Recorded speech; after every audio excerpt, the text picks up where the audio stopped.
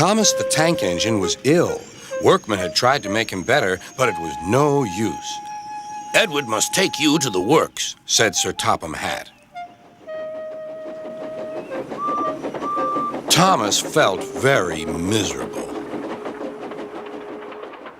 Then Sir Topham Hatt spoke to Duck.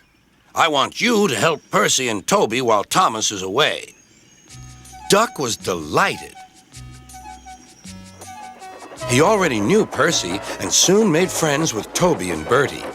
Terence the tractor gave him a big welcome, too. Take care of Thomas's coaches, he advised. He's sure to miss them while he's away. Duck was very gentle with the coaches. Annie and Clarabelle were impressed. Such nice manners, they told each other. It really is a pleasure to go out with him.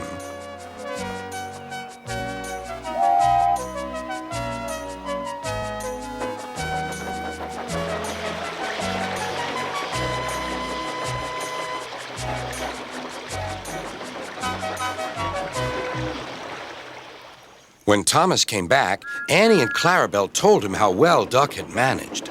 Thomas was so pleased to be home that he soon forgot to be jealous.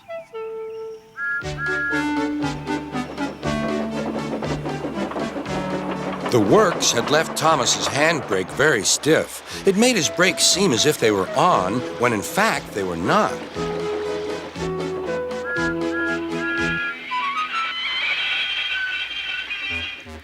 As a result, he and his coaches often overran the platform. Thomas found this most embarrassing. Gradually, his driver and fireman learned to be extra careful. But one day, Thomas's fireman was ill, and a relief man took his place.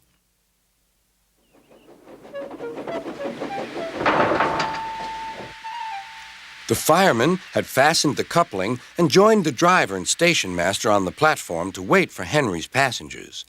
The fireman had forgotten all about Thomas's handbrake. Thomas simmered happily. Not long now, he thought, as he saw Henry slowly approaching. But Thomas's brakes were not on.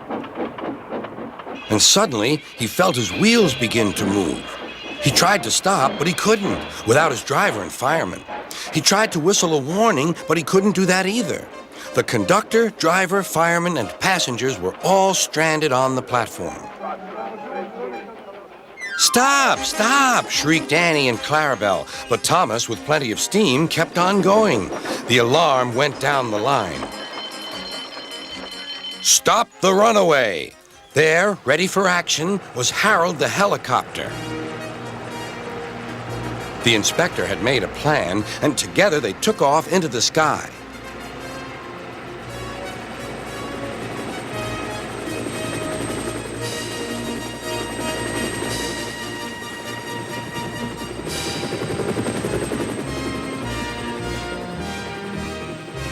At last, Thomas was tiring. "I need to stop! I need to stop!" he panted wearily. As they neared the next station, Thomas saw Harold land.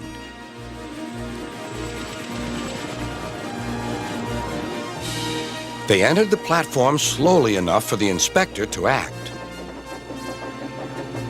Judging his moment, the inspector scrambled into the cab and screwed the brakes on.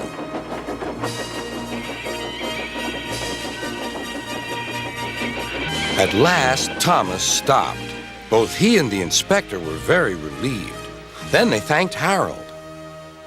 "Think nothing of it. Glad to be of service, any time." "Thomas," remarked the inspector, "we must never let this happen again." Wearily, Thomas agreed with him.